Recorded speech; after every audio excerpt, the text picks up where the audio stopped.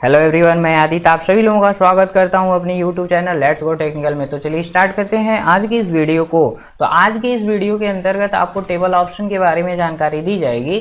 तो चलिए बताते हैं टेबल ऑप्शन कैसे क्या चीज़ है। आपको चले आना है इंसर्ट टैब में। इंसर्ट टैब में जाएंगे तो एक ग्रुप मिलेगा टेबल्स ग्रुप। इसमें एक ऑप्शन मिलेगा टेबल का।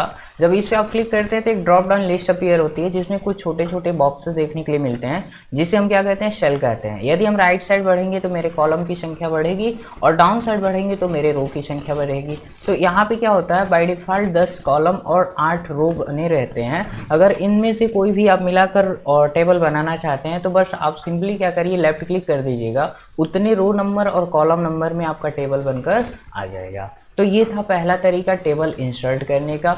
अब देखिए दूसरा तरीका क्या है, आपको सिंपली फिर आ जाना है इंसर्ट टैब पे। इंसर्ट टैब पे जाने के बाद आ जाएंगे, यहाँ पे एक ऑप्शन मिलेगा इंसर्ट टेबल का। जब इंसर्ट टेबल पे जब क्लिक करते हैं तो क्लिक करने के बाद बोलेगा कि टेबल साइज क्या रहेगा।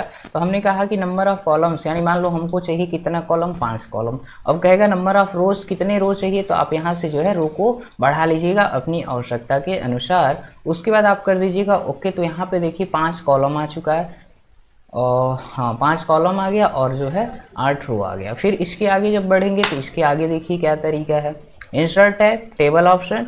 यहाँ पे इंसर्ट टेबल पे जब हम क्लिक करते हैं तो क्लिक करने के बाद जो है यहाँ पे एक ऑप्शन मिलेगा ऑटो फिट बिहेवियर। इससे क्या होता है, जैसे मान लीजिए हमने कहा कि 5 कॉलम चाहिए और हमने कहा कि 5 रो चाहिए मुझे, तो 5 रो हो गया, 5 कॉलम हो गया। अब कहेगा फिक्स्ड कॉलम विथ, ये ऑटो होता है, यानी जो आपकी वर्क एरिया होती है यानी पेज की जो चौड़ाई होती है उसी में ये क्या करता है, अपने कॉलम की चौड़ाई को एडजस्ट कर लेता है। लेकिन आप कह रहे हैं कि नहीं मुझे इंच में करना, हम चाहते हैं कि हर एक कॉलम की चौड़ाई जो है 1 इंच के बराबर हो। तो 1 इंच मैंने कर दिया और कर दिया ओके। तो हर एक कॉलम की चौड़ाई क्या हो जाएगी, 1 इंच हो जाएगी। मेरे वर्क एरिया से मतलब नहीं है, ये इसका काम होता है। आगे बढ़ते हैं, फिर आ जाएंगे इंसर्ट टैब पे। इंसर्ट टैब पे जाएंगे टेबल पे, फिर इंसर्ट टेबल पे क्लिक करिएगा। एक होता है ऑटो फिट टू कंटेंट्स।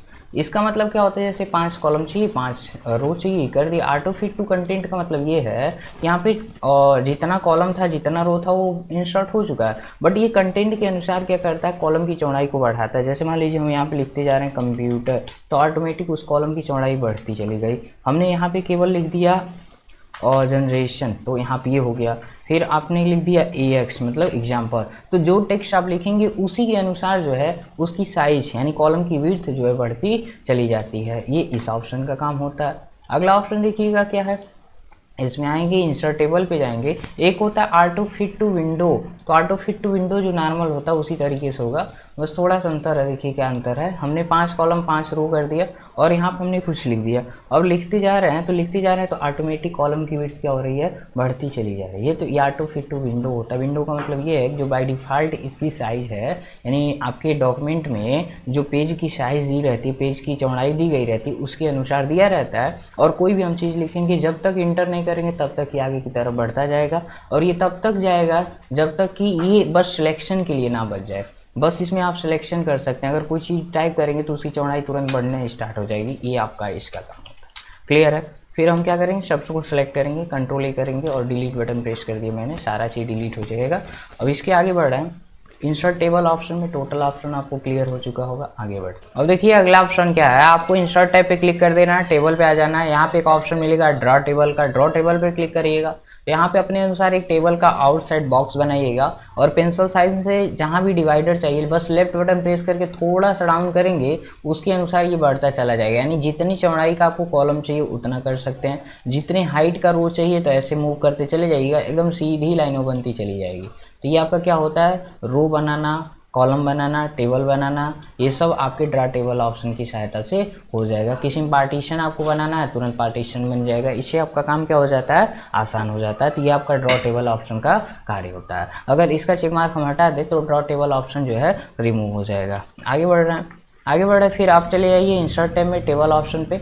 यहाँ पे आपका मिलता है एक्सेल स्प्रेडशीट, ये वाला ऑप्शन साइड करिए। अभी यूज़ करेंगे हम लोग क्यूब टेबल। क्यूब टेबल का मतलब क्या है कि कुछ टेबल के फॉर्मेट पहले से बने होते हैं, इनमें से बस आपको फॉर्मेट यूज़ करना, उसके बाद आप यूज़ करके जो है अपना उस तरह का कार्य कर सकते हैं। जैसे मान लीजिए मई का कैलेंडर बना हुआ है तो आप जिस मंथ का बनाना चाहते हैं तो आप केवल इसका जो है बना सकते हैं।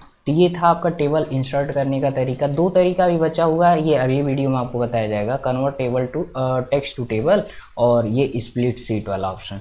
ठीक है, अब देखिए क्या है, सिंपल हम एक टेबल बनाएंगे। सिंपल क्या है, हमने एक टेबल बना लिया। टेबल बनाने के बाद देखिए क्या है, यहाँ पे जो 4 एरो पॉइंट बन रहा है, इसका काम क्या होता है, आपने इस पर क्लिक किया तो ये पूरा टेबल एक ही बार सेलेक्ट हो जाएगा। दूसरा तरीका ये है कि इस पर लेफ्ट बटन प्रेस करके रखे रहेंगे और इसको कहीं भी मूव करेंगे तो ये मूव होता चला जाएगा। अगला देखिए, ये जो कॉर्नर पे बॉक्स है, यहाँ पे आप लेफ्ट बटन प्रेस करके इसके हाइट विड्थ को कम या ज़्यादा कर सकते हैं, यानी लेफ्ट बटन प्रेस करके रखे रहना है और इसको क्या करना है, टॉप डाउन मूव करके इसको रखा जा सकता है। ये हो गया। दूसरा देखिए, मान लीजिए इस कॉलम की मुझे चौड़ाई बढ़ानी है तो इस कॉलम लाइन पे आइएगा।